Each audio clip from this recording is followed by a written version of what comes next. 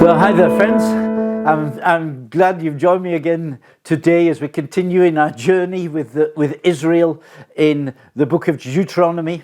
We just went back to chapter 1 and we're looking at some things, and we saw how Israel had a magnificent experience of God, and how Moses, just was able to move into God's presence, this dense presence, this heavy presence of the importance of God. He experienced his glory, and the elders who were still worshipping at a distance also got this magnificent revelation of God with his feet on this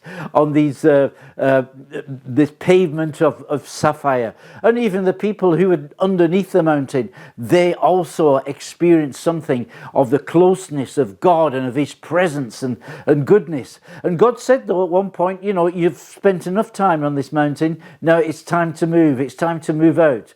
And this is quite a difficult thing, especially if we're trying to put it into our perspective, when we are going through a good time with God, where God is blessing us, where things are happening, and then he says it's time to move on. This is not always easy. And then what I've found out over the years is that the good is the enemy of the best, and what God's got for us in the future is always the best. It's always better than what is happening just now. God's got a lot in store for us, and this makes it very exciting. So God says, you spent enough time on this mountain, time to move. So they move, and the Bible tells us they go from the Mount Horeb, and they move up to a place called Kadesh Barnea, which is actually not very far away from the Promised Land.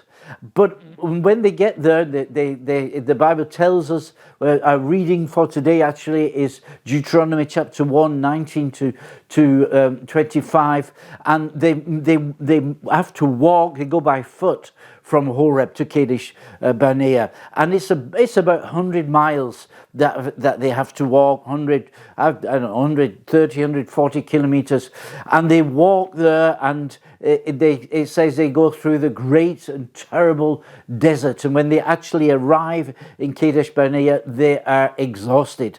And this great and terrible desert, it tells us something, I think, about the situation in the desert, that it was probably very, very dry. It was a harsh condition, didn't have very much water to drink, and not very much to eat. But they make it, and completely exhausted, they get to Kadesh Barnea, and they realize that before they can get into the Promised Land, they've got to go through the land of the Amorites. And the Amorites are a fierce people who have some enmity against Israel. So how on earth are they going to get through this place? And they get frightened because of this, and they realize they've never been trained as soldiers, they've never been in a battle. That's not their thing. They've never experienced war before, and so this fear was natural enough. And I think during these days that we're going through at the moment, we have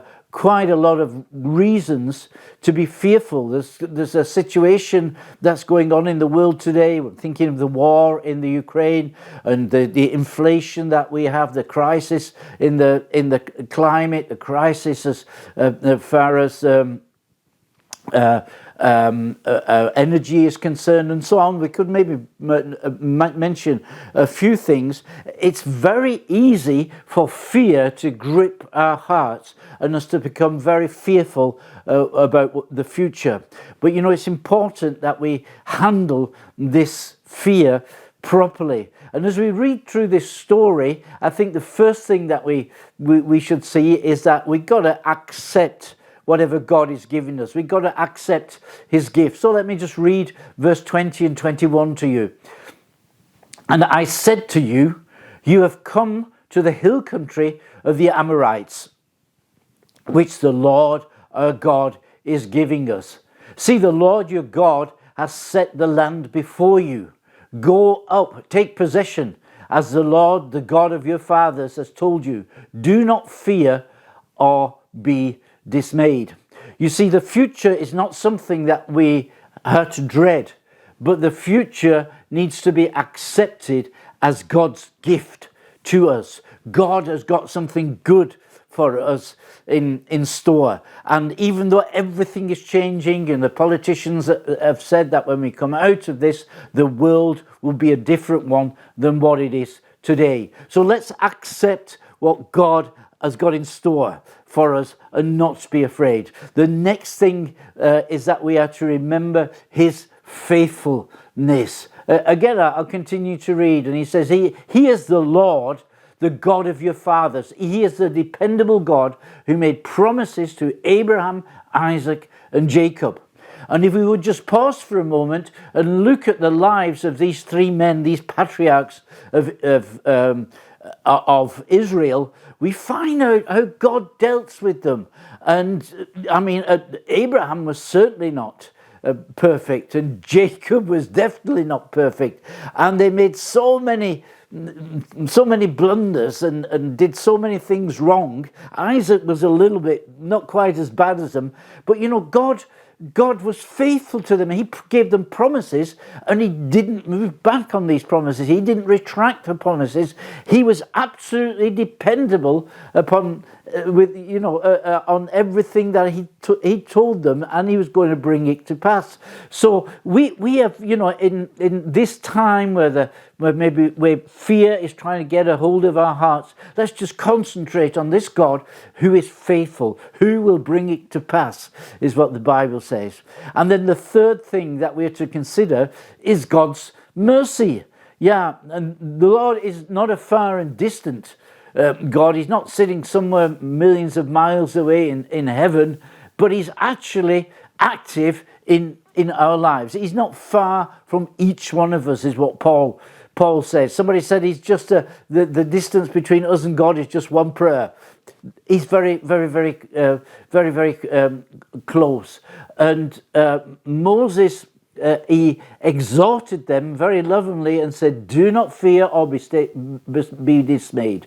God understands our natural fear and hesitancy, but he's there with his mercy. And I think it's in Romans that Paul says, it's not dependent upon our efforts, it's not dependent upon the things that we can do and so on, but it is dependent solely upon God's mercy. And God is merciful, and God's mercy prevents us from receiving what we deserve, what we have earned. And God's grace gives us that which we have not earned. And how many times do we read about him giving us from the riches of his grace? That is very good news. Moses knew how frightened we could become. He knew how frightened the new generation could become. That's why he's reflecting the story of the old generation. But God is with us, and we can deal with this fear and be overcomers. Romans chapter 8 tells us that we are more than overcomers in him. Well, have a good day today. Be an overcomer. Overcome the fear and all the problems and difficulties that may approach you in the coming time. God be with you. I'll see you again. You're Bob Hatton, your encourager.